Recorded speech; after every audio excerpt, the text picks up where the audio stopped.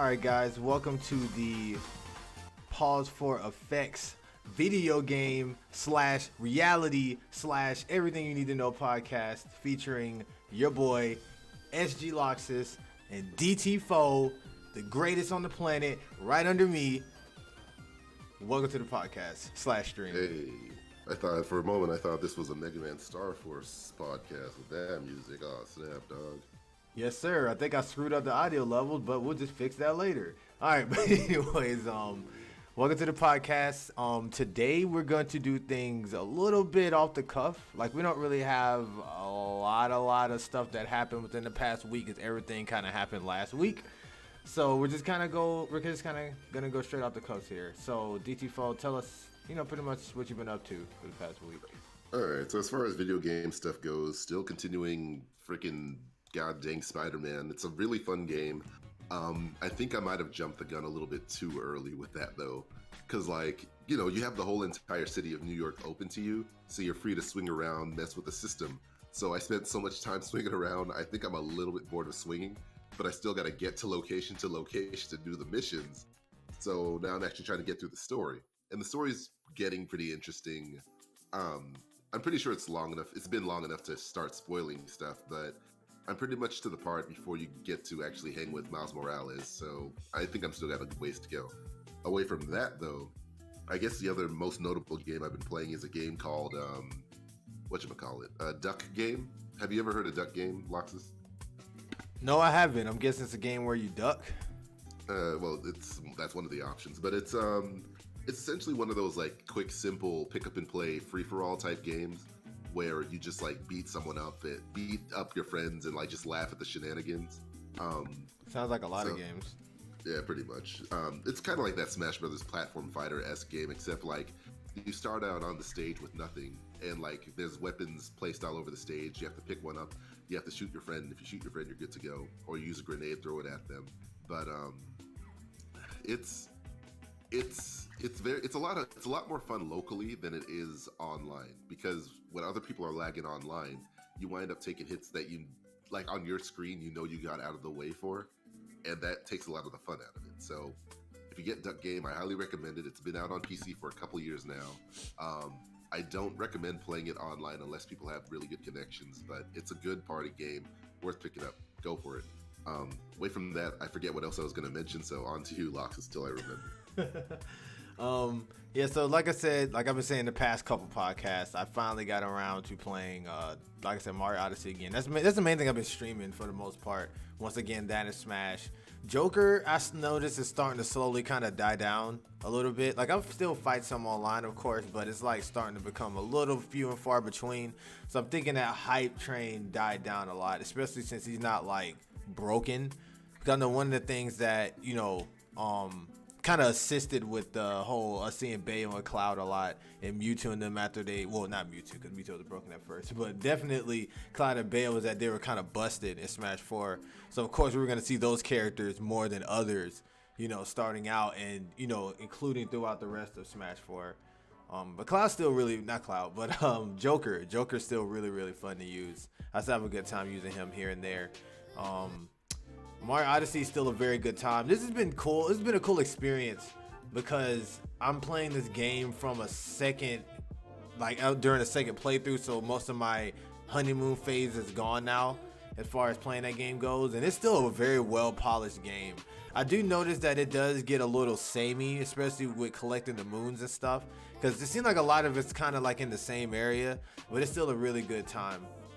As far as any new games go, I haven't really been playing anything I guess you could say that's new, quote unquote, but I still got a lot of games on my plate to beat. I've been playing Mega Man Battle Network, the first one, and boy do I see the differences between that and the other ones. I need to go ahead and finish that game up. And yeah, for the most part, I've just been kind of chilling and grilling. I don't want to go to the news section a little too fast, but I guess we can because we're just kind of just talking. Well, real quick, I did just remember the last two things I was going to mention. The first one is, at least the things I've been up to, is that I've finally started trying to pick up Unity 3D, the game development software. Mm-hmm. And it's surprising how much easier it is than I thought it would be to understand things. Like, you could probably vouch for this because I went through the same thing. But remember the first time you ever opened up Photoshop? Yes. You remember how lost you were? Yes. Yeah, that's how I was in like pretty much most other programs, applications, and stuff. But eventually I got the hang of Photoshop. Eventually I got the hang of Clip Studio Paint. Eventually I got the hang of Sony Vegas. And Unity is no different. But the thing is that compared to, let's say, even 10 years ago, there's like so many free video tutorials from the official companies. So that's probably like the best of the best you can get as far as like learning things. And it doesn't matter what you start with, as long as you like take the time it takes to do those like first few tutorials, it gets a whole lot easier than trying to figure out what to start with, where to click, where to go, where's the start button kind of thing. So I might be soon on the path of being an indie game developer, maybe in like by this year's time. But for now, I'm just getting started. And then the other thing is that if folks who might have listened to previous episodes remember when I said I was never going to mention about the Super Smash Bros. North America Open 2019 ever again, well, I think the story may not be done yet. I can't. Yeah, because you damn sure chewed me out for bringing it up last episode. Yeah, and that was only because I thought the story was over. I thought that was it.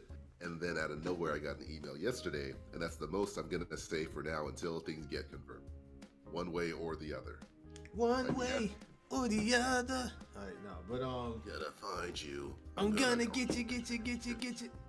Yeah. Yes, the great classic Pokemon song of 2009. Anyways, speaking of Pokemon, actually, I just recently found out that the Mirage Pokemon from Pokemon Diamond and Pearl are coming to Pokemon Go. I'm not sure that's already common knowledge too, but I thought that was pretty dope. And actually, no, it's not, because that's not coming out till May 27th. So yeah, that's dope. I don't like those Mirage Pokemon because they used to kick my ass in Diamond and Pearl. Like their defense was ridiculous, dude. Like, I hate those Pokemon. Were you about to say what though? You're called legendary for a reason, Ash. No, I'm kidding. But yeah, it's still gonna be a pain to catch them in Pokemon Go because you can't catch them on your own. You gotta like you essentially gotta squad up in order to like catch these legendaries at the gyms, and then you have to be at the gyms at the right time to even catch them at all. So do you still play Pokemon Go? Not as much, but only because I haven't really been running around as much, and then I can't find my Pokemon Go Plus, which made playing the game, at least the catching aspect, a little bit easier because I could go about my day just pressing a button, and then I could manage what I caught and the items I got when I got to a stable location. Easier, convenience. What are you, a freaking Casual. 2019 casual? Yeah. For pretty much, well, it's kind of a casual game, but it does take dedication, so it's not even really that casual. It's as casual as you make it. Yeah, I really like Pokemon Go. Like when it first came out, I just like the camaraderie. It was a mixed bag though, because I'm not gonna lie, I was kind of pissed off at everybody kind of riding the train for Pokemon. Even the people that used to roast me for liking it. But I like that it was a community thing. Hell, my mom hit me up, was talking about how she was playing it, and she was asking me about some of the Pokemon. She said she found like a Charmander in like our backyard or something, and she saw some kids kind of walking around, and she was wondering what the heck was going on, like why they were walking through our yard. They heard the yard back at home. So I thought that was interesting. No, I do not live with my parents still. That's just, she's all the way in my hometown. But yeah.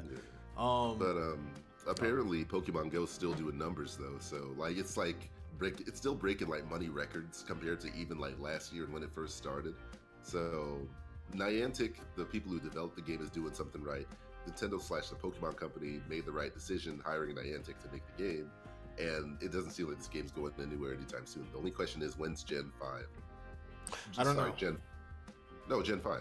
I need to catch a Zangoose. If I can catch a Zangoose on there, I think I'll be motivated to play. Something about that game just doesn't get me going though. As far as like, it feels like there's too much to do. Like, and I get that's the point because it's supposed to make you get up, get out, and do stuff. But like, I don't know. It just feels like there's way too much to do, and in fact, I don't have no time to really invest in it. Even though I feel like once you get into a real rhythm of things on there, then I'm sure it's easy. It's just maintenance pretty much from that point. But like, it feels like getting started, it just feels really daunting, especially now with all these new updates and all this new stuff in there. It's like, I feel like I can't really just jump into it. I feel like I'm too far behind. Yeah, well, I mean, it's never too late, but yeah, the difference between this and traditional Pokemon, that you can catch them all for the most part. with Pokemon Go, you have to go outside, you have to walk around, you have to wait. Like it's almost like trying to catch a real animal essentially, versus like, you know, either being able to cheat it by using a Game Shark if those things still exist, or Yeah, that was the fun part. the cheating part. Yeah, no joking. No, cheating totally 100%. No. You can't be the greatest Pokemon master unless like you use Smogon.com and then like use an editor online to create your Pokemon, because like it's more or less the same thing as catching them and training them anyway. Oh, It's just saving time. by the way, Monster Hunter World is now officially Capcom's best-selling game ever. Shout out to that. Who was that talk? Was that you? Yeah, it was you I was talking to. And we were talking about how something was the flag. Yeah, I was telling you about how Monster Hunter is basically like the flagship game right now for Capcom. I was talking to somebody and they disagreed with me and said it was something else. It was Street Fighter or something. And like I knew this was gonna happen with this being a best-selling game, because this game is ridiculous. Yeah, I mean the argument was more about familiarity. Like I was saying, like if you put two logos or two pictures or two characters side by side, more people would know Mega Man when they see it versus like Monster Hunter, whether the monster or the hunter being from Monster Hunter. Like in the same sense that like I think they were saying that. I think it depends on the era, like the era, because I know like maybe in our era, people from our era, I could see that, but the people in the newest gen. In a newer generation, hasn't even touched the Mega Man game until Mega Man 11 came out, and people only know about Mega Man either from Ghost Stories, or what's sad to say, or Smash Brothers, honestly. But I can see what you mean, because Mega Man is like this blue, bubbly, cartoony robot kid, you know. So of course he's gonna stand out more than like a person in a suit, you know what I'm saying? Like that looks like something from like any other game, but. I know definitely in this day and age, I feel like people are more attuned to things like Monster Hunter than stuff like Mega Man, per se. And specifically, I would say the gamer crowd, because, you know, once you start leaving that area, it gets a little bit more complicated. Like, people will always know who Mario and Pikachu is, but you throw a Fire Emblem character in front of them, a casual person, and, like, they might know. They might just explicitly be a Fire Emblem fan and not know anything else. But, it's likely the other way around, where they could spot Sonic, Mario, Pikachu, Kirby before they know who that girl Marth is. Well, see, the strange thing is that's the sad part for me with Mega Man. That's my only issue, is that with Mega Man, I don't want to say Mega Man's not as popular as Mario and Sonic, but he isn't, unfortunately. Like he's just not is publicly known. Like when you think of video games, the first thing people say when they roast us is they say Mario or Pokemon or Sonic. Like people that don't play games, like because they know them. Like if I go to like a random hood dude on the street and I talk about Mega Man, they're not gonna know what the hell I'm talking about, probably. Like Mega Man, who's that? But I can mention Sonic or Mario. Oh yeah, dog, you know I played that Mario game, bruh. I remember that joint, man. I fought Bowser back in the day at my crib, man. I was at my baby mama crib. You know what I'm saying? She had Sonic over there too. You know, so cause yeah. I mean, now, man, though, my kid loves that Fortnite. I mean, like you stream, right? So you play Fortnite, right? You stream Fortnite. I get so tired of hearing that.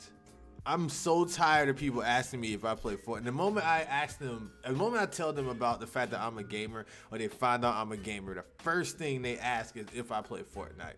I hate that shit so much. But it makes sense, because this is like this age is Call of Duty, pretty much. Yeah. It's exactly what it is. So hell, even Call of Duty kind of like was like, shit, I'm about to do the same thing. You know what I'm saying? Like, we about to get our money too. So like, you know, I feel them on that. It's still kind of annoying though. But yeah, like I said, I don't know. Like I said, maybe I'm just hoping. I'm hoping Mega Man 11 was enough to push Mega Man. But I know I was looking at the sales, and I think I saw something along the lines of it sold good, but still not to a high degree like Capcom would probably want.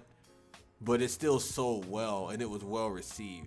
But to be fair, they played it really safe, because this game, you know, has been a Mega Man game in like 9, 10, almost 10 years, you know what I'm saying? So like they had to kind of play a little safe just to throw it out there. So I'm thinking the next game we're going to get is probably going to be like an X game. I'm thinking. I don't think we're going to get Mega Man 12. Then we're going to get like Mega Man X 10 or something. All right, but real quick though, Or 9. Think, like I guess it would be easy to make a new Mega Man X game, but like, I just can't really see the series continuing the way it has when X5 and even X4 was supposed to be the last game, and like now we're almost double that number, if not already. And then they come out with a Mega Man X11? Would it be? It'd be 9, I think, because I know there was an X8, and then they came out with Command Mission. So it's rough to try to figure. Like, and yeah, it's like you need to have someone passionate in the same way, like how Sonic had Sonic Mania, how Mario Odyssey had like people who worked on Mario games, but like were willing to take it to a different direction in a good way. Like, there's probably someone out there that is ready to, you know, give Mega Man another time to shine in one way or the other, but Capcom has to kind of care about that. But thankfully, Capcom is on its way coming back, and I could further confirm that with a bit of news when we get to the news section. Not Mega Man, but like Capcom in general. I mean, we kind of already are in the news section. I'm just kind of like reading off my own notes for news right now, so it's kind of technically already there. But but yeah, I was gonna say that's where I came out of nowhere with the Monster Hunter thing. But I was definitely gonna say that I feel the same way as far as the X series goes. I think it would be tough because the X series, that was actually Fune's baby. Classic Mega Man was not. The X series that was his own original series that he created, his world and all this stuff like that.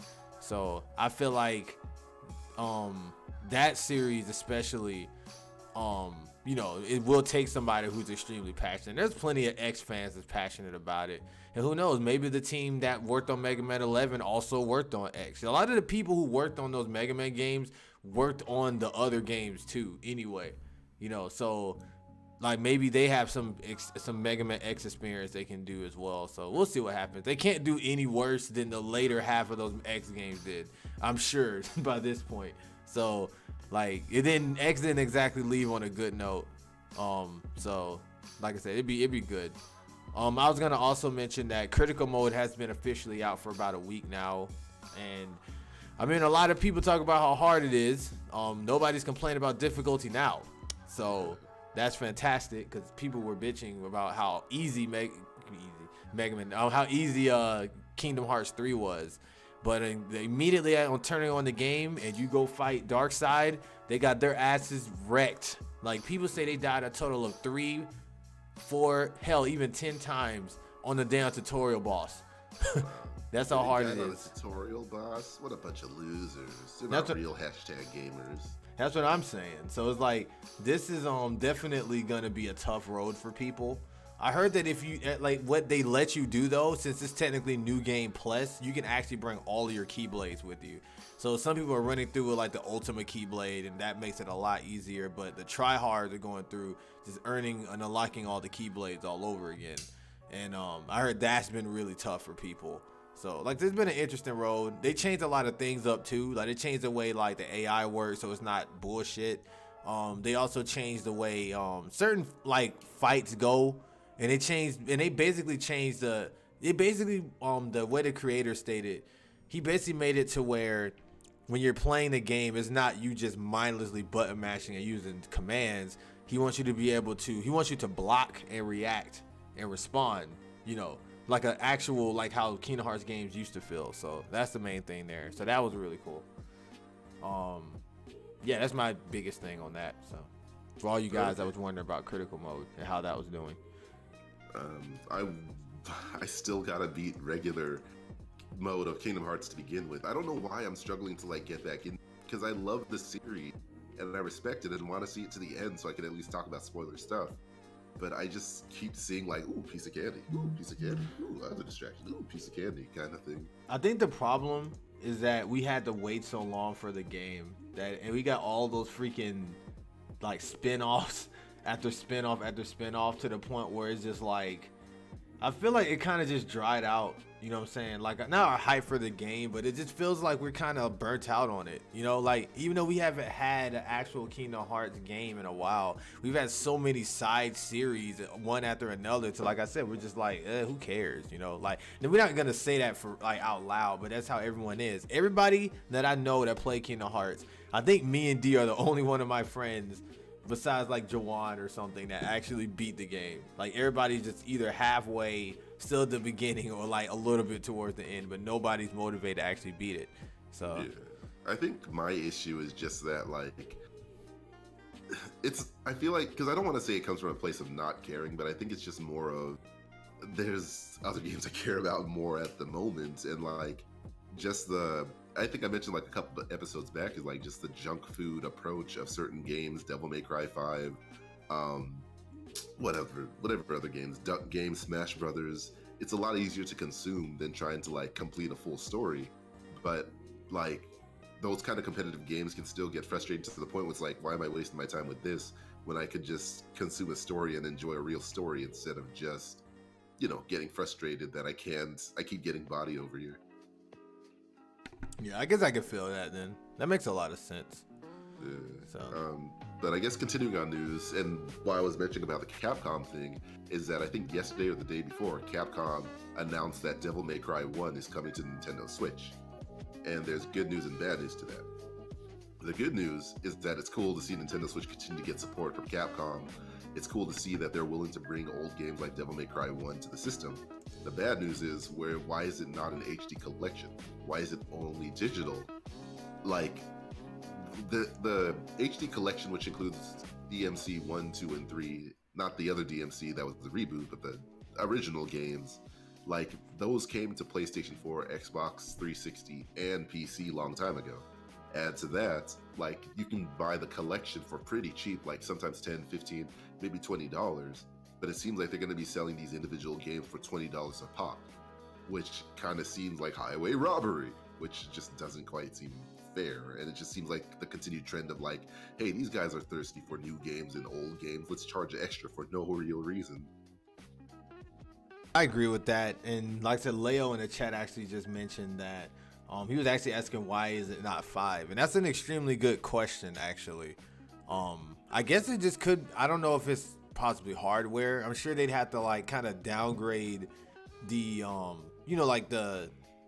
the specs on the game, because that game would have to be able to be utilized in both handheld, and because I'm not trying to say the Switch can't handle the game, but I know it has to be able to shift from its resolution and power and speed or whatever from when it's docked to when you undock it. So there's the issue with that, and I don't know why they didn't bring 5 over. Like it takes a while before they bring games over to the Switch. What are you about to say though? Yeah, I don't see DMC 5 coming to the current form of Switch until the Switch either gets more powerful, that it can like equate to the level of PlayStation 4 very close. Because having played DMC 5 on a original, like the OG PS4, not even the PS4 Pro, like it's a very graphic intensive game. It's a very good looking game. It's not quite like, I'm very much the person of like gameplay over graphics, but I think there's a certain level of disparity where like if you lose graphics too much, that kind of just loses the point of the game in general, unless the game was designed around like where low graphics isn't really much of a problem. Like sometimes MMO, admittedly a game like Fortnite, like as long as you can get that running at 60 frames per second, it doesn't matter too much if it looks like garbage. Like certain fighting games, Dragon Ball Fighter Z, Street Fighter, like you can kind of afford to down the resolution and like the good visual effects, because the most important thing is like as long as the moves read correctly and the game runs at 60 frames, that's fine. But narrative based games will be a little bit harder to try to bring down before it just goes like, why do I want to play this garbage looking game when I can just play it on PC or PS4? Yeah, that was definitely a more detailed version of what I said. I like that. Yeah. That was cool. I kind of just was like, oh, we don't want it to look ugly. And you kind of like actually went. They were very good detail actually. So that was actually pretty good. With the popularity of how popular, oh geez, that's redundant. With how popular the Nintendo Switch is, if Nintendo does release like stronger revisions down the road, I think these kind of games are guaranteed to come to the system, because like the posterity, the portability, the chance to make more money, especially if you want to be one of those greedy people who sells the Switch tax, which I'll go into the Switch tax a little bit later.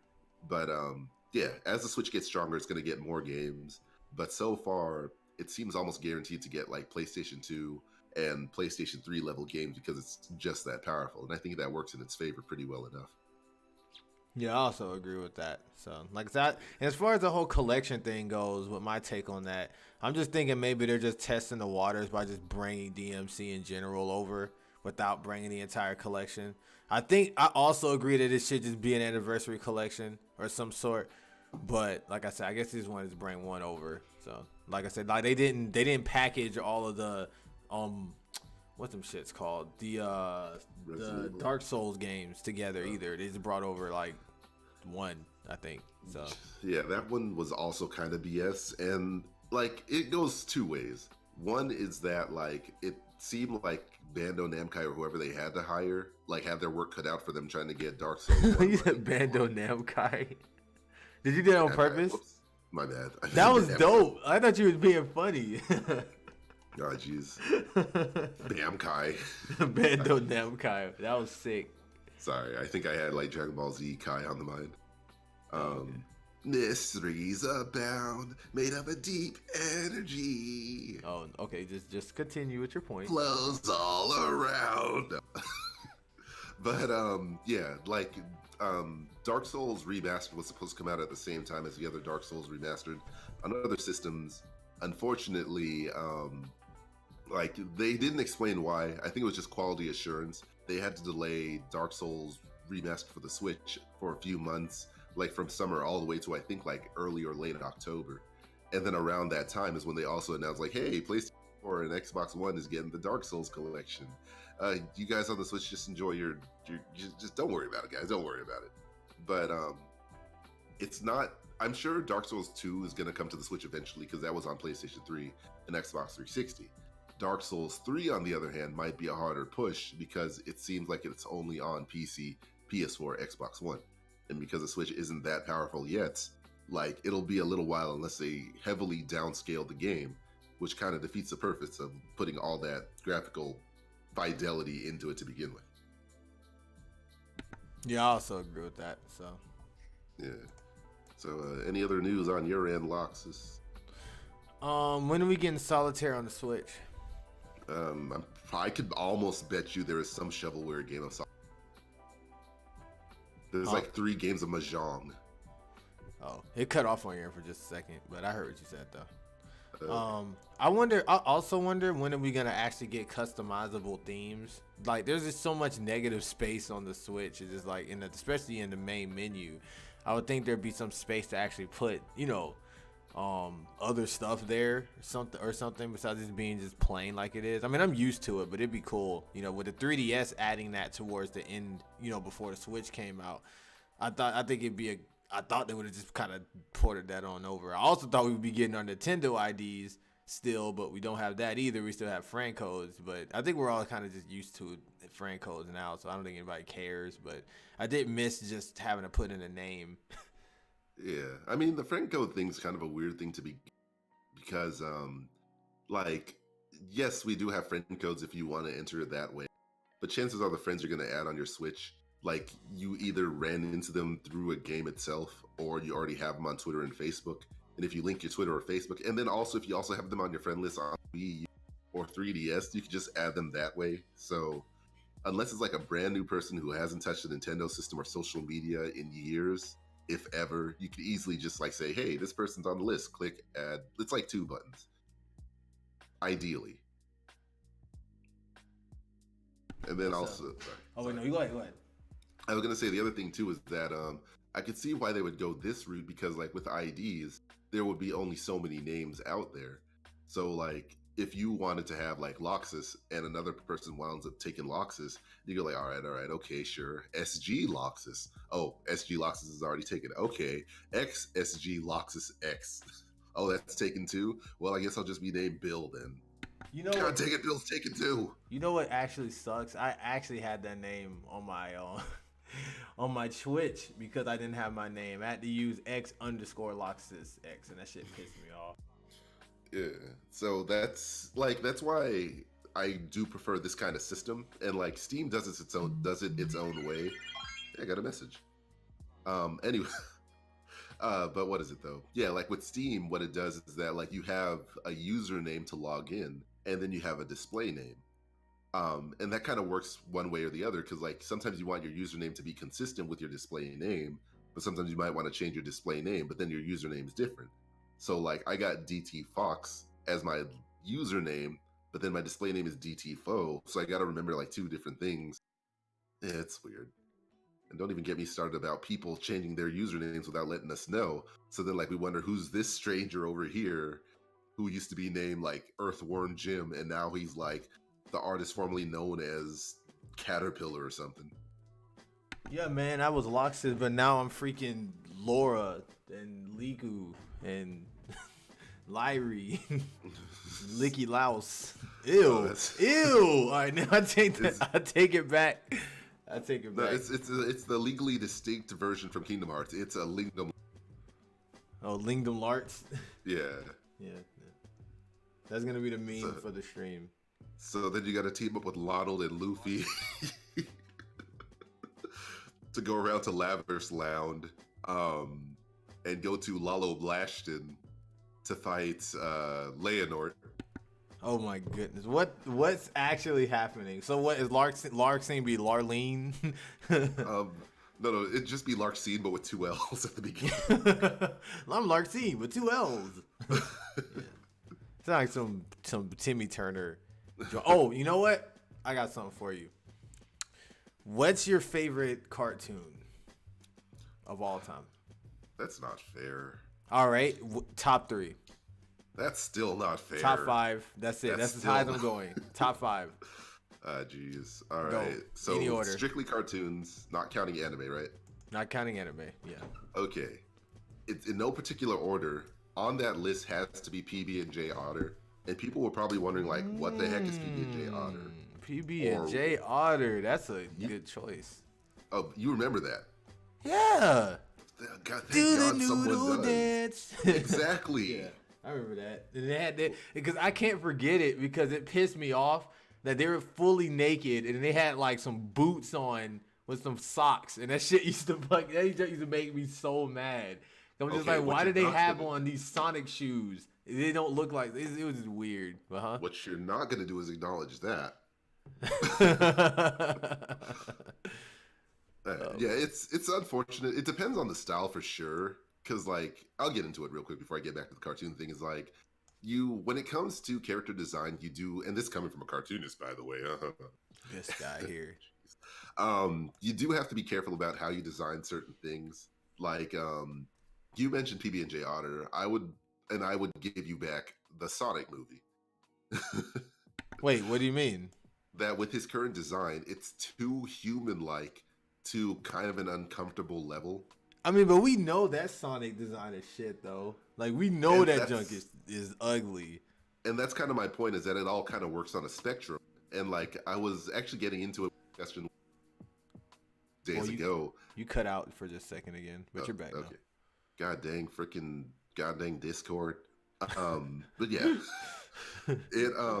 I got into a discussion with it with someone, is that, like, when it comes to character design, especially for a general audience, kind of on a spectrum, where on one end, for non-human characters, it's on a spectrum where, like, one end is feral, which is like straight up a dog, a cat, a horse, a hedgehog, walks on 4 legs, and that kind of thing. Then on the far other end, it's like the full anthropomorphic, like human-like kind of thing, where the super extreme end would be with human faces with animal features, if you know about that style. Super extreme.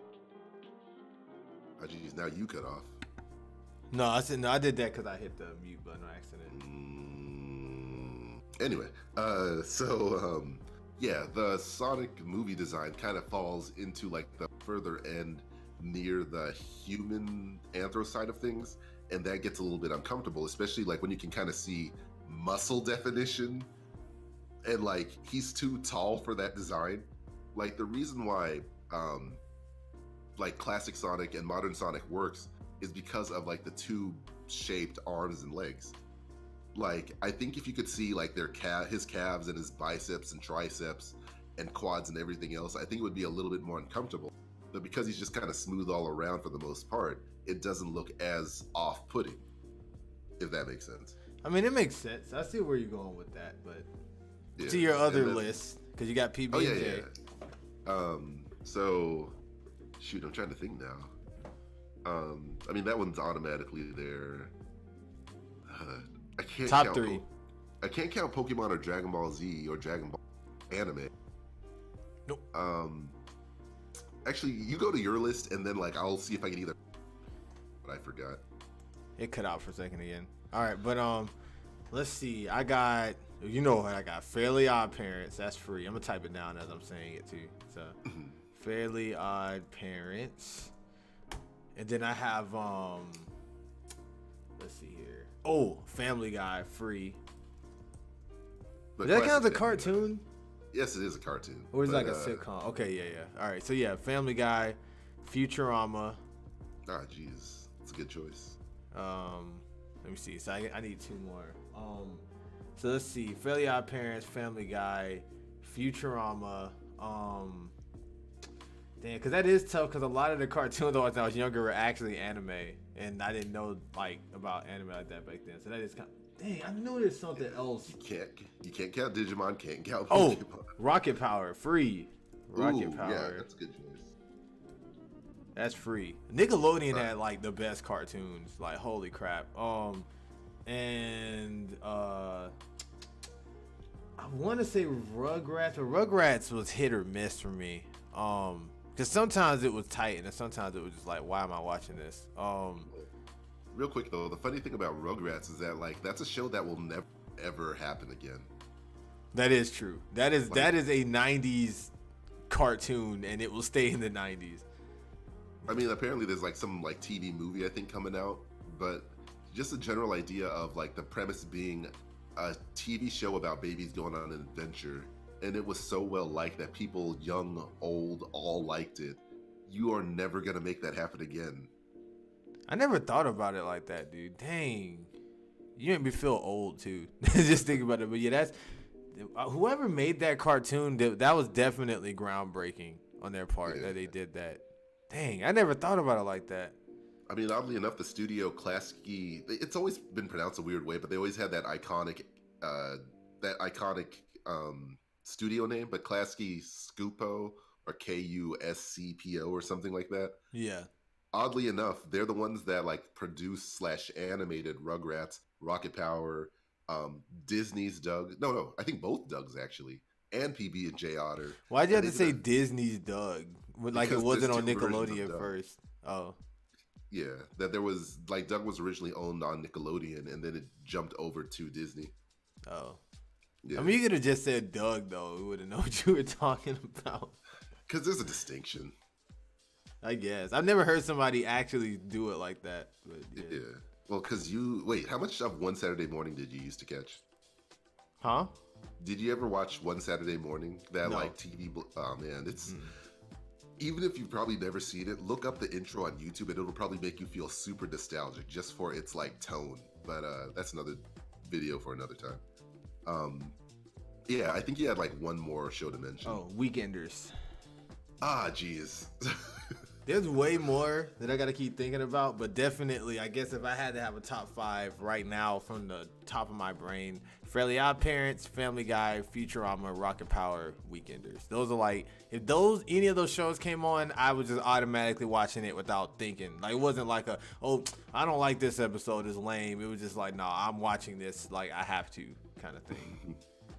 And it's funny that you remind me of the Weekenders, because like I remember when I first saw that show, I could not care less about it. Like it wasn't the kind of cartoon that I thought cartoons were supposed to be. Like, if that makes any sense. I mean, it does, because it wasn't like, let me see, that cartoon wasn't like it didn't have a gimmick. You know, like Rocket Power is like they're doing these extreme sports and it looks like Rugrats, you know what I'm saying? But like they're like in the beach and da. And you got Rugrats, they're babies, they're doing baby stuff. And then you got Family Guy, Futurama, Fairly Odd Parents, is fairies. This is just like, this could have been a sitcom with Weekenders. It's just like kids hanging out doing kid stuff. It wasn't quite like, but I can't say that though, because Recess was hot. That's another one that should have been up there. That's an honorable mention. Recess is good, and that's just a plain old cartoon about kids doing kid stuff too. And so is Hey Arnold, but I don't know. Yeah, I think Recess was far more relatable, especially for like, because I assume like you saw Weekenders at the same time I saw it, which would mean that like you're always younger than me anyway, but like if it couldn't grasp me that much on like at that time, it was either doing a little bit more or a little bit less for you at the same time too. But, yeah, probably. I got into it. I actually didn't watch Weekenders I think I watched it later than most people did, though, because Darius actually put me on it, on that show actually, and then I think I was probably watching reruns by the time that show came out. I mean, by the time I watched it, I mean, so yeah. Okay, yeah, that would kind of make sense because I was like kind of catching it as it aired. But like a couple years later, when I remember now, it was back when my family was living in Germany, and we only had so many options towards like English shows. And for those who don't know, when you're a military brat traveling around outside of like U.S. countries or English-speaking countries, your options for shows you can understand gets highly limited. Like unless you understood the local language, like you're kind of stuck watching AFN, which is the Armed Forces Network, if you even have that much. So imagine your options of like no Cartoon Network, no Disney Channel, no Nickelodeon, no PBS. Like it all gets lowered down into like a kids block on AFN. So you're forced to, if you don't like Between the Lions, if you don't like Clifford the Big Red, if you didn't like Dragon Tales or whatever other show they were running, like you were just kind of screwed as far as like childhood cartoon shows were. So one of the days they just happened to run Weekenders, and I was like, all right, I only have so much time to enjoy cartoons. This is currently what's running right now. Let's see what it's about. And something about it just like, it finally won me over. And I don't know whether it's like, I think it was the wit of the show. That's what got me. Like the mother was so sarcastic. I like the mother the best. Like she was just such a treat in that type of show. And I think there was also like there was a popular there was a video running around on Facebook the other day, I think, where someone like had a supercut of Did you catch it? Yeah, I saw a little bit. Wait, which thing? The supercut or no? You said it was running. So did you catch it? Oh yeah, I caught it. It was no match for me. I was too fast. Well, that thing must have been faster than Sonic. Not remember that. Anyway, though, yeah, that it seems like a show that also is kind of a flash in the pan, only because like I think by modern standards it might be a little bit too generic in a certain way that can't just be redone in live action, or that another show hasn't done it in the same way. But it was a classic. But to wrap up my list, I unfortunately can't come up to 5, but there's 2 other shows that like meant a lot to me. One was Angry Beavers, if you remember that show. Angry Beavers. Yeah, I remember it. And that show also seemed like a flash in the pan. So many shows seem like such a flash in the pan because like it's hard to imagine that kind of being done by modern standards. Like 2 beaver brothers just like going on random dumb adventures in their local forests, and like the way the characters sounded, the way the characters talked, like. But I think the reason why that meant a lot to me was simply because like growing up, like I have a bunch of siblings around the world for different reasons, but my closest sibling was my older brother growing up. So like any show that wound up having like just simply 2 siblings, even to an extent Full Metal Alchemist, it just kind of caught my attention because like, oh, 2 brothers, hey, I'm a brother and I have an older brother, so that was like just a cool thing. But the last show I'm willing to mention on my top list would be Cat Dog. Cat Dog. Cat Dog. Alone in the world with a little cat dog. I didn't really like that show too much, but it was catchy. Yeah, it's like you ask a lot of people what they thought of Cat Dog, and I think the consensus would be that it was mediocre to not too great. But I'm realizing a lot of the reason why I like so many old shows like those is because of the concept alone. Like, what other show has Siamese twins as the main characters? Like, permanently attached, never able to truly separate unless the plot calls for it.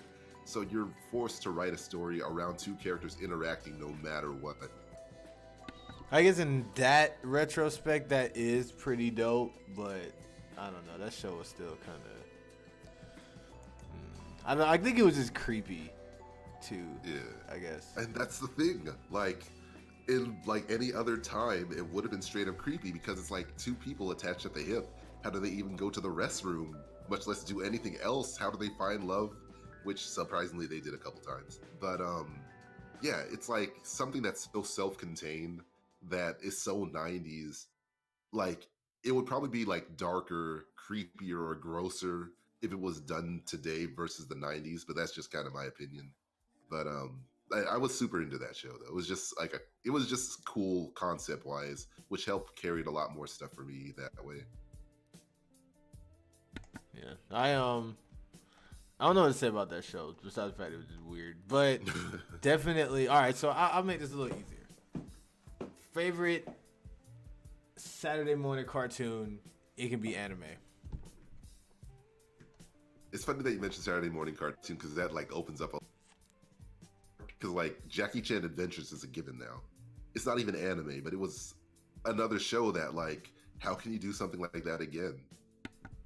You know, that's a very good point. Yeah, Jackie Chan was, because like usually a lot of these shows that are based off of like either a movie or like at least it's a spin-off series from a movie, or like they just take an actor and animate them and make them a cartoon, usually don't turn out too well. That Jackie Chan Adventures, I think that is an integral part to everybody's childhood. You can mention Talismans or Gwegwe Fighty Sao, and it's like people just know that shit, dude. Like everybody, I feel like everybody grew up with that shit. So it was just like, I don't know how they did that show so well. I don't know what team developed. Maybe the team that came up with that show did something else that was really good or something. I don't know, but that show did a really good job. Jackie, one more thing. One more thing. But yeah, it's when it comes to writing shows and stuff, it just comes down to passion essentially. Like, you can either care and do as much as you want or as much as you can, or have something you've been building in the back of your mind, or you could just do like standard like good versus evil, mustache twirling versus like light versus dark kind of thing. And it's easy to tell who's trying and who's not, but sometimes people just don't quite know how to do like unique enough writing. So there was an old phrase, like when it comes to writing comics, is like, it's important to have a better background when it comes to writing stories, because like if you just read comics, you're only going to write comics about the comics you read, so it won't be as original as like the life you lived, and then taking your experiences from that life and putting that into the thing. That makes sense. I can see that. And that may have been where that came from, because man, was that show random as hell, but it was tight though. Because like things like the Talismans, like Chinese New Year's, not Chinese, like the things that would come from Japan, not Japan, really? Wow, I'm not woke today. I'm so tired. Wake your ass up. But yeah, the what are those animal things called? Oh my god, I'm blanking. Wait, you said the animals. Like the calendar thing, like based on the year you're born. Yeah, it's this Chinese New Year's like animal signs. Like, I don't know what they're called exactly, but it's based, I know what you're talking about though. Yeah, I just wish I knew the word, but like you know, for the talismans, which are like kind of ancient artifacts, those animal things, and each thing was based off of power or like some concept behind them. Like, it's like the people did their research and then they employed it in a certain way to like make it enjoyable and entertaining. The animation style, the choreography, like there was a lot that went into it that made it a quality show. Same thing with Static Shock, which is of course a DC superhero, but it was also written by a guy who kind of knew the 90s black experience. So he was able to employ that in a certain way, so it wasn't just another superhero show. It was a black superhero show. That's true. Static Shock. Geez. Going back to the list though, the Proud Family. Proud Family, they'll make you scream. Make you wanna sing. Family, proud family. Proud Family. They'll push your buttons. Make you wanna hug them. But Oh yeah, my goodness, Proud Family was so good. so that would make 4 shows. So while it wouldn't be a top show for my fifth, and it's really showing my bias at this point, 101 Dalmatians, the TV series. Do you remember that show? I remember the show. I just didn't watch it because I didn't. Okay. I didn't like 101 Dalmatians. That's probably the only Dalmatians. That's the only Disney movie. Now I'm tripping. The only Disney movie that I didn't really care for like that. I don't know. That 101 Dalmatians was boring to me as a kid. That's fair. I wasn't really much of a movie fan of the series myself, but like the TV show, there was something also about it. And like I think my bias just happens to lie with like animal characters I was gonna say that. because they just seem more interesting. Like even when it comes to drawing them, like they seem more interesting than drawing humans and talking about human experiences. Because I feel like you're constrained to what humans deal with, and even if you want to throw in like magic or scientific BS, like humans can still only do so much. But with the animals characters, you can stretch it a whole lot more. Like if it's a hawk character, you can make him fly for whatever reason. If he's a lizard, I don't know, make his cold-blooded thing do something. It's just, I guess, unconventional approaches. I see what you mean, and that may be why like anthropomorphic characters were very, very popular during a certain period of cartoons and still are to this day. You know, so like you said, they're easier to work with and they're a lot more unique. So like you said, you can do more with them. There's more of a leeway as far as like, and less questioning. It's not like, how the hell is this dog flying in space like this? Well, the dog's talking already, so that's already weird, so we're good, you know. Whereas if a human's flying through space, like how is that even physically possible? You know what I'm saying? So yeah. And like what else too? And like for a lazy person, I'm not the best at drawing clothes, and like especially like my mind just kind of starts to shut down when I think about line mileage, which is that if you have to worry about the intricacies of like all these chains and zippers and buttons and collars and everything else, it's like, or you know, just draw the anthropomorphic character naked, and you just have to worry about its pattern, and that's it. Like it's kind of a lazy person thing for me, but I kind of miss drawing. I keep missing drawing, and then I still never come back to do it. It's just, I don't have enough time, man. And I hate saying that because I hate when people say that, because you definitely always have enough time to do something. But especially during the weekdays, it's tough because my outlet right now is definitely streaming. So it's like I go to work, I have a 9-to-5 job, come home by like 6 o'clock.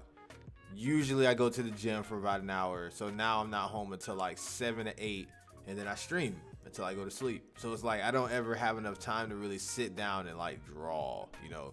And you need at least about an hour, especially at my level, to really sit down and kind of decide what you're gonna do and you're gonna want to draw it. I think for me, if I were to get back into drawing, what I'd have to do is I'd have to like do it in chunks. So I'd have to like do the phase of the drawing on different days and different times, probably until it's done. So unfortunately, it may be like a 3 or 4 day process or something, you know, with the drawing. Or maybe I could just dedicate drawing to the weekends, you know what I'm saying? And just do that, you know, if I was gonna get back into it. But I know definitely that's been the main problem for me as of late. It's just finding the time to do it. Like, it's got too much I'm doing at one time. So I mean, like how you sometimes suggest to me, you could always turn one of those streams of playing video games into a drawing stream. Oh, that is a very good point. I didn't even think about that. But then I'd have to do digital art. So then I have to go buy an art pad, you know, stuff like that. I have to go back to digital art. Wait, do you still use a digital art pad? Well, I've kind of upgraded since then. I've used, remember I had a Cintiq? Or maybe you don't. Yeah, I showed it to you when I was working on that one comic back when I was hanging with you. Yeah, that I've upgraded to drawing on screen, and it's hard for me to go back. Like, I even picked up one of those drawing tablets one of those days, like, all right, I have a good backup, cheap little device just in case my screen thing breaks down. It's like, yeah, no, I'm too far gone. I need a screen. But go with the screen. You don't have to worry about having to, like, you know, like it's right there, you know, while you're drawing, versus you having to look up at your computer while you're drawing on the tablet. You know what I'm saying? So Leo just said, point your camera to your paper, problem solved till you get a tablet. Actually, that's duh. I didn't think about that. Dirt. Yeah, I could do that. It'd be like weird, but it'd be hilarious and that could work. You know what I'm saying? But I know what you were about to say earlier, DT. I know you about to say something like, I gave you those tablets. Or I know you about to say something. I knew exactly what you was about to say the moment you made that groan, sort of. But I moved around a lot. A lot of things happened. I don't have a lot of things that I should have right now. That's all I'm gonna say. Just know I kept up with that tablet for a really long time up until particular circumstances happened to where I don't have those things anymore, and I believe it at that. But I mean, I ain't gotta say nothing now. Then I guess. I mean, just shut me up. Then I mean, it wasn't like that. It wasn't like that. But you were gonna say something about that, and I just figured I'd just go ahead and squash that now before things got a little ugly. But he figured me out. He must be faster than Sonic. Shut up. Wait, what show? What Oh yeah, that was Age of Ultron, where Tony Stark was like, "Dang, he beat me by 0.5 seconds" or something like that. For the joke. Well, I also got it from Sonic Forces. Okay, yeah. But get to say real quick that like I gave my brother another old tablet. He has I think I'm just cursed. You may be. Well, I mean, to be fair, I at least used a tablet for a while. Leo was there back when I was in college. And I know he remembered. That was the last time I really drew was when Leo was there. Because I remember we did I did a commission, not a commission. I did an art thing. What are those things called? A gift art, I guess. Yeah, I did a request for him. That's what it was. Because he I drew I remember drawing a dog character with a Ken outfit on for him, and that was one of my last drawings actually. So that was pretty cool. And I remember drawing Mega Man. I'm so glad I was actually able to draw Mega Man in my style. And it looked pretty good. So I'm glad I was able to make that feat before my retirement too. But I wouldn't mind going back to drawing though. I think it'd be good to do something artistically or autistically. I'm joking, but artistically. Ooh, get off the stage. To just express myself, in a different avenue other than just streaming, So maybe doing an art stream would be pretty dope, where I just chill and everybody just in the chat, we just talk shit while I draw. I think that'd be pretty interesting. So, and even if it's not drawing, I'm of the belief that every person should have at least one type of creative hobby. It could be sewing, it could be crochet. Mine is dancing. Yeah, I was just about to say. I dance, but I don't real sing. art though. Yes, it is. It's movement art. That's just damn boy. Wait a minute. What? You said that's not real art? What? I was joking. What? It's what is it? Winning doesn't matter. It's just about having fun. Yeah, that's what the people who don't win say. I was gonna say, what? Dancing is definitely art. What? I think ballets and all those other people have something to say to you. It's what? It's not art. It's falling with style. Get the freak out of here. Out of here, man. I know you're joking, but out of here. Yeah. To all the ballet dancers and break dancers out there, I do not apologize. All right. Somebody has to be the villain. It isn't gonna be me. But yeah. Take me seriously until I put on the mask. I found a funny picture on Facebook just now. I was just having to glance up. So there's a picture. I'm gonna, you know what? I should put it up on stream. It'd be more hilarious and relatable if I did that. 1 second, guys. Hold on. I'm gonna put it up on here. So while he's trying to do that, I'm gonna keep disparaging dancers for a moment. Uh-oh. It's just fancy walking. I mean, get over yourself. Oh no! Stop it! You must be stopped. Get him. All the dancers out there, please get him out of here. Why? I can just move faster by just simply walking as they'll be popping and locking, intentionally stopping yourself. That's not efficient movement. Come on now. Also bars, by the way. That was super bars. Just now popping and locking. It's like you were almost about to start rapping for a second. Oh yeah. And rap isn't even real music. God, no. Whoa. Okay, we're done. So as you guys see on screen, we have this portly Spider-Man. He's like, now that Sonic is being remodeled, we should support the movie because some hard-working animators had to redo a movie for you. Which is a pretty good point there, I guess, when you think about it. But technically, if they had did it right, they wouldn't have had to redo the movie. Speaking of which, they didn't talk about that. The fact that Paramount announced that they were going to actually redo the model for some. Well, they didn't say, I don't know if they said redo, but I think they said they're going to fix it. I think is what they said. I'm not sure the exact wording they used, but I'm still going to be very pessimistic on this because I feel like they're still going to screw this up. But I'm actually surprised they went back to fix it because other times they usually don't. It seemed like they didn't give a damn what we thought, what Sega thought. They was going to do what the hell they wanted to, but they must have had some real backlash. People were still going to see the movie regardless, so I'm surprised they cared, you know? Yeah, there's two fronts to this. So there's a conspiracy theory that this is all intentional and that they put out the bad design on purpose so that like they knew that the backlash was coming. So they would say, you know what, we hear you and we're gonna fix it, even though they're probably not gonna fix it. And I'll get into that in a moment. But the general idea is that like by pushing this goodwill, like they might convince more people to come see the movie. That's not really gonna change just because the design's different, if not better.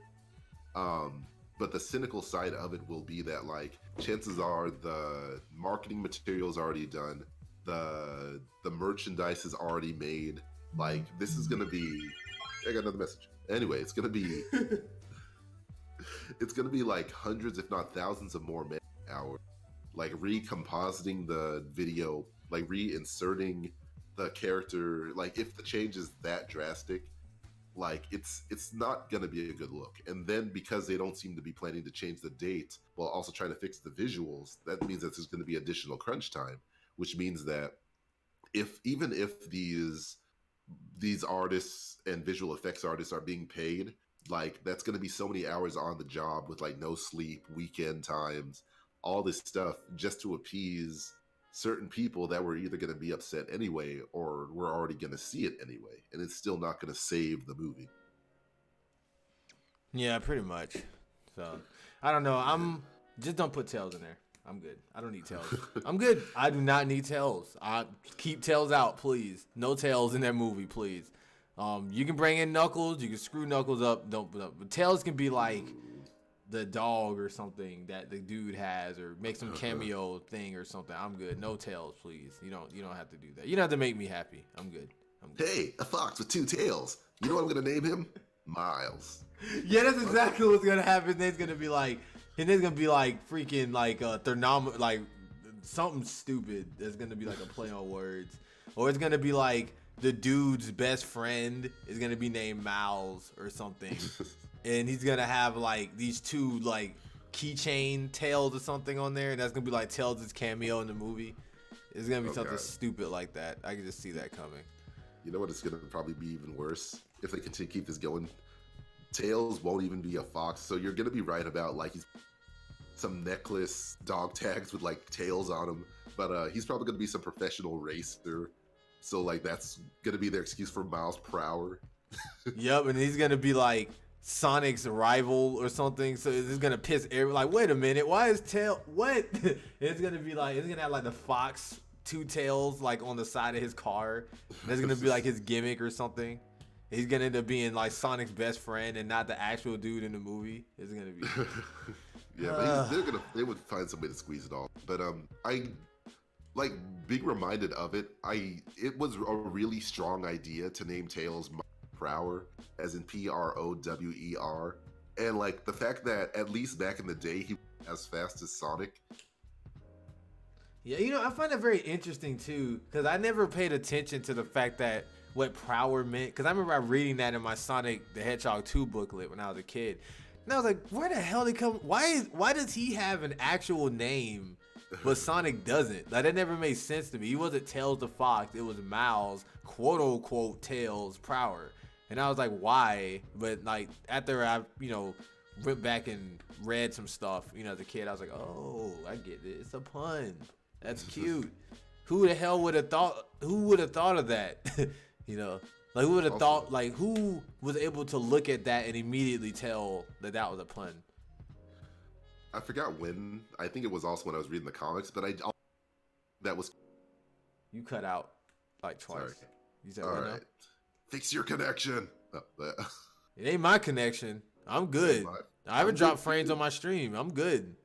I mean, you haven't been dropping frames on my end either, so I don't know what's. You cut out again. Maybe it's your connection. So when reading the comics, yes, I think that's when I found out like Miles per hour. Haha, makes sense. Apparently, if I recall correctly, in the Archie comic, canonically, Sonic's real name was Maurice. I think I remember seeing that somewhere. And then, so this only raises the question about a certain someone that we know. Yeah, yeah. I don't wanna boost his ego because Sonic is his favorite video game character of all time. I wonder why. Yeah, I don't know if he knew that his name was Maurice back then. That's just his nickname. It's just Maurice. You know, his real name is, I'm joking, but Sonic the Hedgehog. No, I'm joking. Yeah, but it's so weird though. It's like, of course, Sonic should have a real name. Like, what parent would name their kid Sonic? But it's just so weird that out of all the choices out there, he would be Maurice the Hedgehog. I think there was a last name too, but I can't remember what it was. Well, they never like astounded on that. So I wonder if that's even really canon. Like, is it canon? Like, to the point where it's like, we need to know this kind of canon? Or... I mean, of course not. Like, do we need to know this kind of canon? Like, when was the last time Tails? It cut out again. I was saying it doesn't need to be canon, because since when does the last time Tails was called Miles in any video game, much less any other form of media? Well, they always have his name as Miles and, like, everything still. Like, you still see Miles. I don't know. I'm assuming so. Because, like, the last time I fully recall was Sonic 2. They might have done it in some Game Gear games, but I can't recall the last time. Sonic Adventure, in the booklet, they have Miles in there. I know some kind of media thing I saw, promotion for Sonic Adventure, they had Miles on there, too. But keep in mind that 1999 is 10 years ago. No, 20 years? Wait, what? No. Oh my gosh. Shut up. All right, next topic. We out. Oh, we out. Abort mission. Well, this has been a fun podcast. Now I'm gonna go home and have an existential cry. No, we're not done. But yeah, we're close to time though, so we do need to kind of end soonish. I do have some stuff to do. Ago. Yeah, that was 20. It's been 1999. Yes, I was 7 years old 20 years ago. Yep. I was 8 years old 20 years ago. Yes. Feel it. Take it. Chaos control. Yeah, man. Anyway, any other news on? That's pretty much it. Aside from, I got to listen to a gigantic podcast style thing where the Russo brothers, the creators behind the Avengers and a lot of the MCU movies, they were, I was starting with Winter Soldier. They were basically answering a lot of questions about Endgame that people had, like why did they decide to kill off Tony Starks, and how did the actor feel, and what really happened with Captain America. They answered a lot of those questions on there.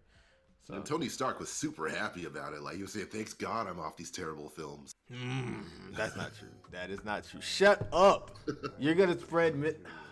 Anyways, that was basically the last thing that I had for the most part. So. Well, at least go into depth about like what answers they gave. At least, 'cause I'm still curious about like how Blaine, Steve Rogers, doing what he did. All right. So where can I start? So basically, all right. So we'll start with Tony Stark. So they said it was a weird decision, but they said that they basically built Tony Stark up as a character to essentially die at some point, I guess, because he kept having sleepless nights in all the movies, and they were spoiler alert. Whoops. Yeah, but anyways, it doesn't matter now because the Russo brothers is officially made an announcement that if you have not seen the movie by I think it was Monday, which was yesterday, spoilers are there now, they don't care anymore. But anyways, so they said they talked to Robert Downey Jr. and at first he didn't like the idea of his character dying like that. But they figured that in order for them, Tony Stark had to be out the picture because he was basically the main face of all of the MCU. And when they're going into Phase 4, and with this being the end game and they're starting a whole new thing out, they have to be able to bring other characters to the forefront. The best way to do that is basically kill off Tony Stark. So, and also, like I said, that basically ends his character development because we started off with Tony Stark being extremely selfish and an asshole pretty much, and then until him having a family, him giving his life up for everyone else and his family on top of all of that. So, like I said, it's just like, and it actually transitions over to the new Spider-Man movie. I don't know if you guys saw the new trailer, which was amazing, by the way. In a new trailer, it has Spider-Man basically talking about how much he missed Tony Stark, and that movie's basically going to be about, can he fill Tony Stark's shoes or not? You know what I'm saying? Can he step up and not take the place of Iron Man, but essentially live up to the expectations that Tony Stark left behind, pretty much. For Steve Rogers, he basically they basically explained that as far as why they did that, again, Steve Rogers' arc was the exact opposite of Tony Stark's, where he made the ultimate sacrifice to save everyone. So they figured that why not let him have what he lost back for the most part at the end. And essentially how that worked is how they explained it is he went back in time, created an alternate timeline, and then left that timeline, came back to the present timeline to give the shield to Hawk or James or whatever the fuck his name is. He gave it the shield to him.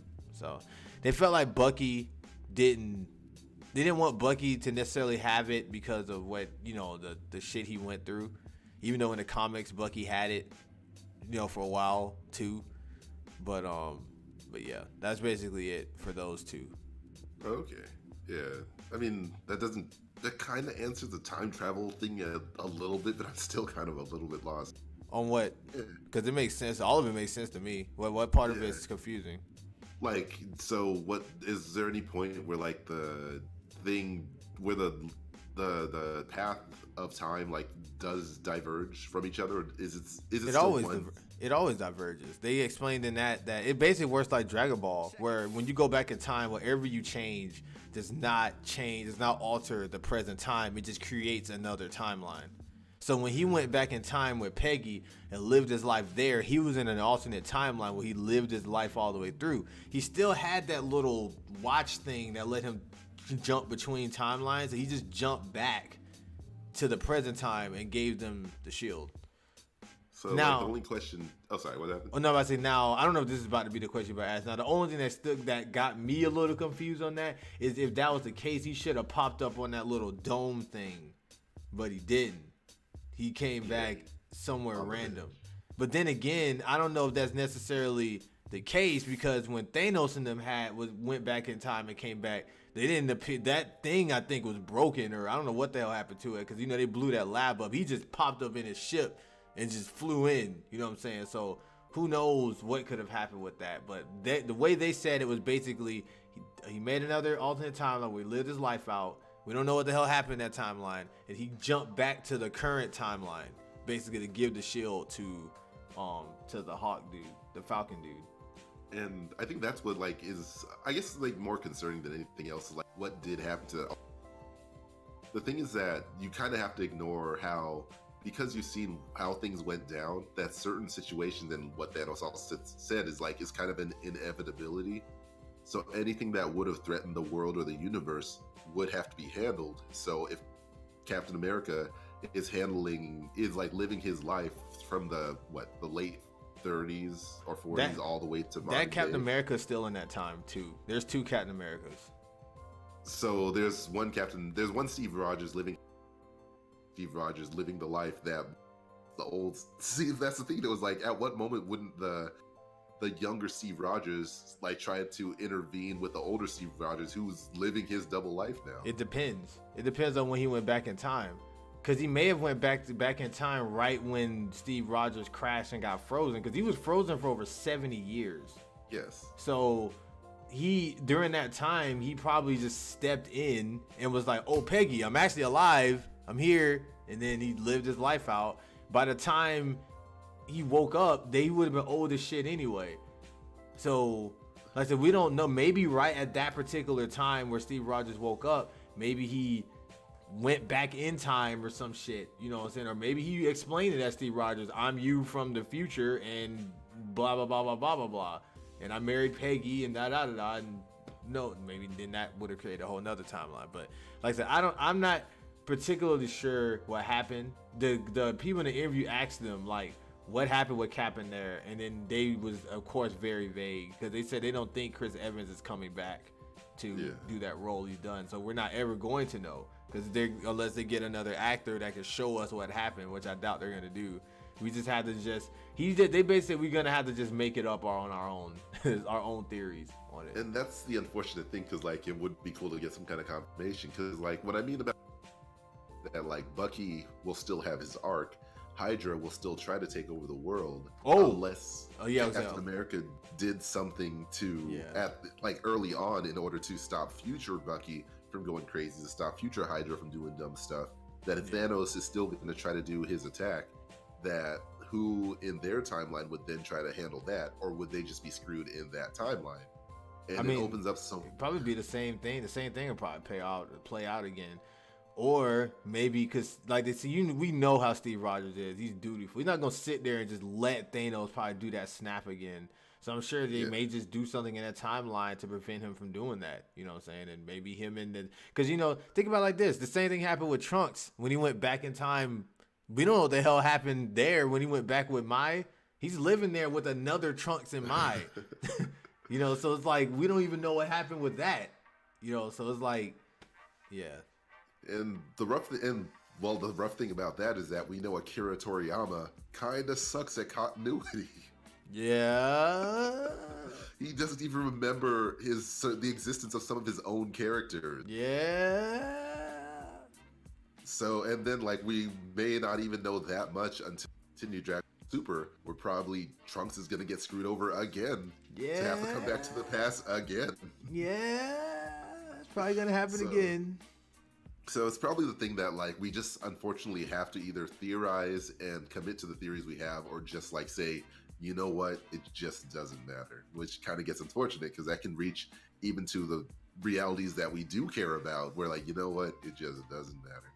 Oh, but the last thing before we move on to anything else, the one thing I'm curious to see is how they're going to reconcile with the fact that half of the entire universe is 5 years older than half of the people that got snapped away. Now, they're still going to answer a lot of post-Endgame stuff in Spider-Man. Did you see that trailer? The second trailer? Yeah, I saw the trailer. The second one. Yeah, well, okay. Wait, the one that's like 2 minutes and 40-something seconds? Maybe. Is it the one where they show Mysterio? Yeah, I saw that one. Okay, yeah. I think because I feel like they're gonna answer a lot of questions with that, because we know the consequences of that snap is basically that they created a multiverse, which is going to bring in a lot of other shit. Which also means that if in some cases they want to bring back Chris Evans as younger, or whatchamacallit, or Tony Stark's back from the dead somehow, they can use the multiverse to do that. They can just rip one from that. So they open up a gigantic hole with that, pretty much. Like, because there's different Earths and shit now. And don't forget that. Sorry, you finish first. And then don't forget what? The Gamora that's in their timeline now, past, who has no connection with Star-Lord in them. So that's going to be its own thing in Guardians 3. But then Loki, remember, he got away with whatever that blue GameCube was during that timeline. So that's going to get weird too. Well, they say that may play into that new Loki TV series coming out. That's what they say, but they may use it as a future thing, and and maybe like maybe as Guardians of the Galaxy, maybe he'll appear in that or something, and they'll address that. I don't know what they're gonna do with that, because that happened. What he did is gonna happen in that alternate timeline, so it's not really gonna affect this one unless that multiverse thing makes it happen. But that's a multiverse, not necessarily a separate timeline, so it's kind of different. But they did state that he did ask, are we gonna see Steve Rogers anymore, and they didn't answer the question. They said they can't answer that question, so he's probably gonna come back. Now, probably not as the young Steve Rogers, but the old one's probably gonna come back to give advice and stuff like that. So yeah, like one old rule when it comes to movies is that like if the character didn't die on screen, it didn't happen. Like even if you think it happened, and it probably did happen, it didn't happen unless you see them die on screen. And that's why people are theorizing Tony Stark may come back, because they didn't show his body in a casket. Like, we saw him die, but we didn't see like a casket, and we didn't see his body laying in a thing. You know what I'm saying? So people are theorizing that he could come back. They didn't, but we clearly saw him die. So it's like, I don't know. Yeah, if he does come back in any form, it's gonna be some BS where like, oh yeah, I was recording myself talking and theorizing stuff this entire time. So the thing that you hear me now, don't worry, kid, it's not the real me. But don't worry though, it's I'm still learning along the way. Trust me, it's the real me, but it's not me. It makes sense, right? And then Tom Holland's gonna have his innocent, like confused face, but he's gonna try to understand. Yeah, I definitely think that but I heard in the comics because he's died in the comics. And I heard that like he's uploaded his brain to some supercomputer. So essentially his brain is still alive. So there's like a hologram Tony Stark that comes up and just talks shit from time to time. So I heard that like that could so I heard that could still, that may be what they do. You know, they may take that route, you know. Hey, I'm back from the dead for a moment just to let you know, Thor, you're a little B. Steve Rogers, I would have kicked your butt if I was still around. Hulk, you're still annoying. Pepper, keep up the good work. All right, see y'all later. Deuces. Yeah, pretty much. So that's probably gonna happen. But yeah, so I can't wait to see how that works. I hope they explore more how Tom Holland is a genius, because they like when he first appeared in Avengers, they were, you know, he was doing it. Him and Stark were talking about scientific stuff, and it's like in his movie that they have for him, they didn't explore that as much. I can't really remember, but I hope they explore more on that, because Spider-Man or Peter Parker is one of the smartest characters in the entire Marvel universe. He's smart as shit. I think he's like one of the top smartest scientists, you know what I'm saying? So like I hope they explore more on his genius. Cause like you said, like him looking shocked about the hologram thing, he should be shocked, but he shouldn't be like, whoa, how is this working? And, you know, you're a scientist yourself, you know, you're smart. But I guess he's still like 15 or something, I guess. So yeah. Like I was gonna say, to be fair, like this, like the point we are at with Spider-Man is like but he's not genius smart. And then like I think they decided to make him a little bit more real, which is like worrying about high school stuff, which ultimately won't matter after he graduates.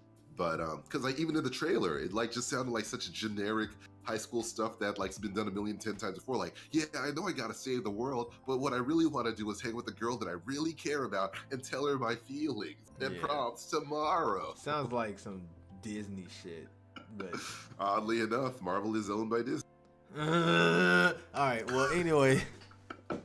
On that note, I'm about to go in and close out because I gotta get back to my thing I was doing. I'm not gonna mention what I'm doing because in case somebody's watching this, I don't get in trouble. All right, but anyways, I'm going to holler at you guys later. You know where to find us. Hit us on the social media. And yeah, much love. Do you have anything else you need to say, DT, before I cut this off?